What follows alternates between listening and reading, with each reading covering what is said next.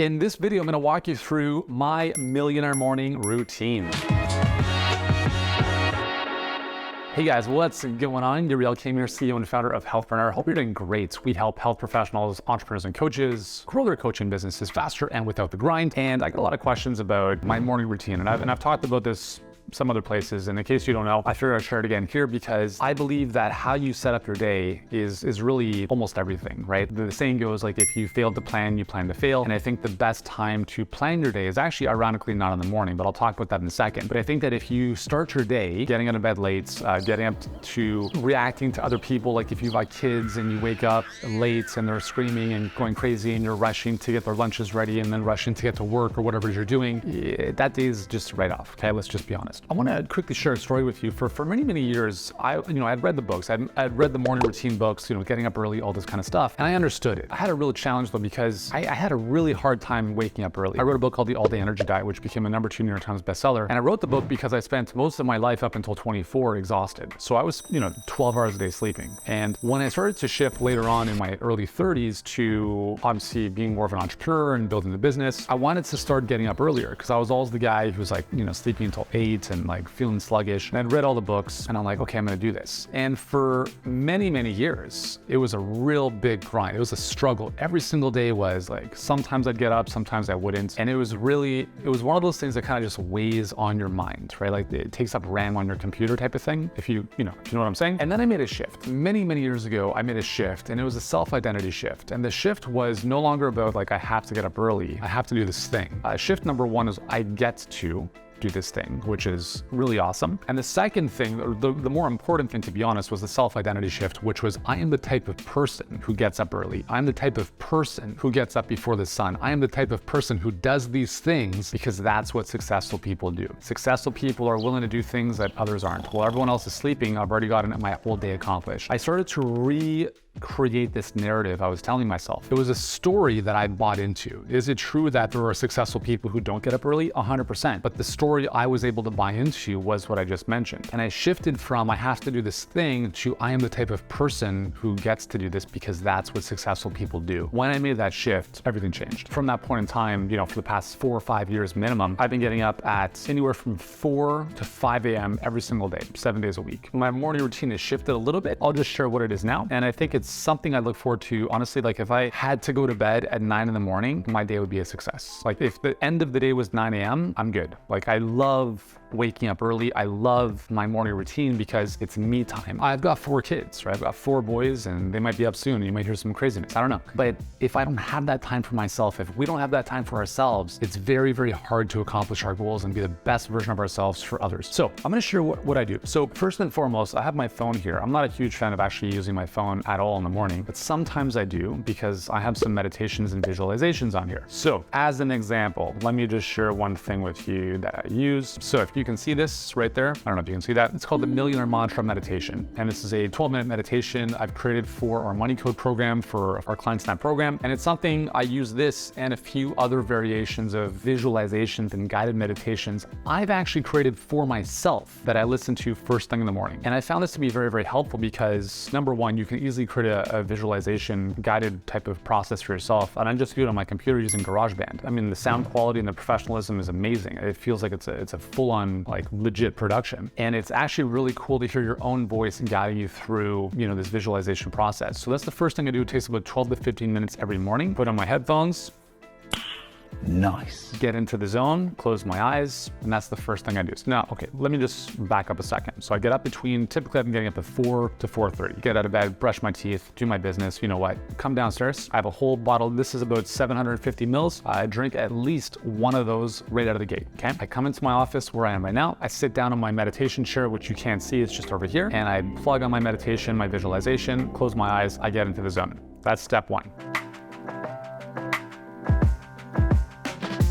Second thing is I use my Remarkable notepad. This thing is one of the best investments I ever made. I have no affiliation to them, but if you want an amazing journal, I have drawers full of journals, and it's just kind of annoying because I never even reference them. And it's also tough to travel with that many. But this Remarkable notepad is like an iPad without the internet, without the glare, without the blue light. It's like writing on paper. It is absolutely phenomenal. easily one of the best things I've ever purchased in my life. And you can see here at the top, I don't know if you can see this, there are a number of different categories. And essentially, I have a folder called Daily Journal. And inside that folder, you can see each page here is its own day. So January 1, January 2, January 3, January 4, 365 days. Yes, there's the odd day where I, to be honest, don't feel like doing it. But then I remind myself, dude, this is a very powerful process. Don't be that kind of person who does things and stops and then does things and stops. So yeah, there are a few days that miss here and there. But I take one page and I write out what I call Future Now Journaling.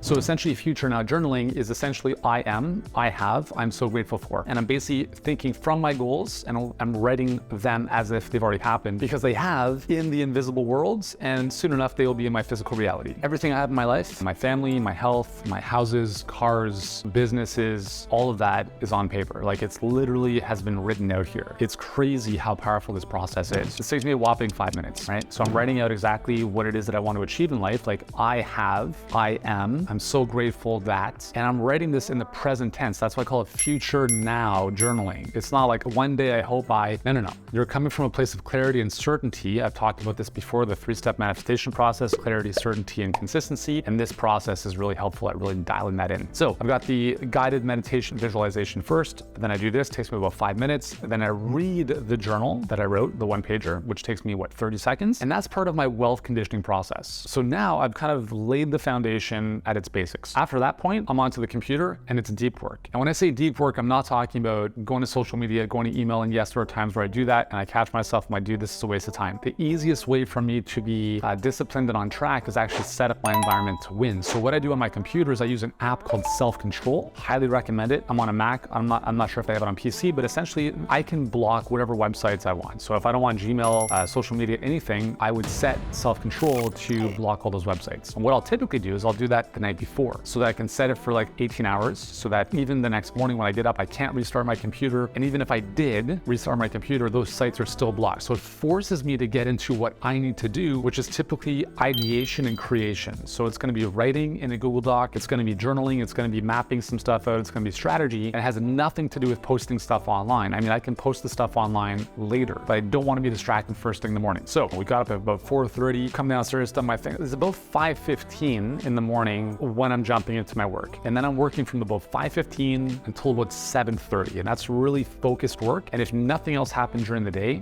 is already won, right? And the importance of focus or deep work, as Cal Newport talks about, it's everything. I mean, most people work a lot, but very few people work on the important stuff. So don't confuse being busy with actual deep important work. So Brian Tracy has a great book called Eat That Frog. And essentially he talks about do the most important thing first thing in the morning. And that's what this is about. It's the thing that is like, it's the daunting task. It's the thing that takes up a lot of mental bandwidth. The thinking, the creative juices have to flow. Morning is the best time to do this because that's when you're freshest. As an example, in 2013, I was starting to write my first book, The All Day Energy Diet. When I compiled kind of like all my 3 published books, so The All Day Energy Diet, The All Day Fat Burning Diet, The All Day Fat Burning Diet Cookbook. I wrote all 3 of those books combined, not back to back, but over the course of, their different time spans. If I combined them all together, they would have taken me about 4 months. For full-on published books with publishers, that's a very short amount of time. And how I did that, and actually where this whole morning routine stuff started was really back then, because I knew that if I wanted to write a book, it was going to take energy and attention away from my business, and I didn't want that to happen. So I said, okay, I'm going to write this book, and the easiest way for me to get this done is every single day, 7 days a week, to write between 5 and 7 a.m. no matter what. And that's where this all started. So I'd get up at 4:30, I'd get downstairs, I'd get into my writing, and that's what kind of created this process. So if you think about this, if we look at the book example, right? So if I'm writing 2 hours a day, 5 to 7 a.m. every single morning. So if we look at 30 days in a month, 30 days times 2 hours is 60 hours. I just added a week and a half of full-time work to my calendar that is cranked out. And if you multiply that by 12 months, what's 60 hours times 12? What's a 720? 720, that's got to be, I don't even know the math, but that's got to be like a whole other couple months worth of productive output. And this is the power of doing your most important work first thing in the morning. So I encourage you, whatever it is that you are working on, a project, bringing something to life, do that work first thing in the morning. So we talk about getting started with our wealth conditioning. We prime our mindset for whatever life we want to create. We get into our deep, most important work. And then for me, around that time is about 7:30, 7:45 in the morning. It's time for a break. Oh, I should also mention, I have a little long espresso, and I love my little morning routine. It's really simple. I just use an espresso, Venezia is my pod of choice, just in case you're wondering. 7:30, 7:45, I'm kind of taking a break. Going to the kitchen, checking in with the kids, and then typically at that time, I'm working out. So about 8 o'clock, I'll get in a workout. Some days I work out a little bit later in the day, but generally, I like to work out in the morning because I like getting it done. My workout's 30 to 45 minutes at the most. Some days it's a sweat fest, it's a Peloton ride, maybe it's a run. Other days, lifting heavy stuff. But typically I'm doing something every single day. It could be walking the kids to school, followed by a workout, or a workout, walking the kids to school, or not walking the kids to school and working out, whatever it is. But I like to get that movement in first thing. And that takes me to about 9:30, okay? So like breakfast and hanging out with the family, working out, etc. By 9:30, now the rest of the day happens. So like I'm getting into some client coaching calls, some other work with my team, connect with my assistant, etc. And honestly, by that point, like my most important work is done. It should be done. Like the brain power is, maybe a little bit less than it was when I first woke up, and that's okay. And so for the rest of the day, it's just all gravy. So that's what my morning routine looks like. Now, the one thing I also want to mention is I mentioned at the beginning of this that like you can't plan your day first thing in the day. Like you've already lost if that's the case. One final thing I'll leave you with is if you want to have a more productive morning, if you want to really build a millionaire-like morning routine, the simplest thing you can do is prepare your day the night before. So as an example, I use these cool little index cards. And I write down, in this case, here's an example of what not to do. Yesterday, I wrote down 6 things that had to happen today. It's too much. A lot of times I overestimate how much I can do. And sometimes I'm like, shit, I only got one of these things done. But as long as the one of those things done is the most important thing, I'm okay with that. So I like using these small index cards because there's only so much space. And quite honestly, I don't think you should have more than 3 important things to work on. So at the end of your day, is write down the top 3 priorities for you tomorrow. So what this means is when you get up in the morning, you've already mapped out what they are, you know exactly what they are, and when you go to sleep, your subconscious mind is already working on some of those solutions. And so that when you wake up in the morning, you're not thinking about like, what do I have to do today? It's like, you know what your calendar looks like, you know what your top 3 priorities are, and then you get right into it, right? You do your 10 to 20 minutes of wealth conditioning, you get into your deep work based on what you had prioritized the night before. And that's it. That's how you create a millionaire morning routine. That's how you create a life that is absolutely epic because of these small little decisions we make and focusing on our best things when we're primed, juiced, ready to go. So that's my personal millionaire morning routine. I hope that helps you out. And I'd love to know from you if you have any routine that's useful in your life. You can let me know in the comments. And if you've enjoyed this video, remember to watch the next video. I'm going to help you take your productivity to the next level. I'll share some more tips with you on how to be more productive in your work. So watch that video next, and I'll see you there.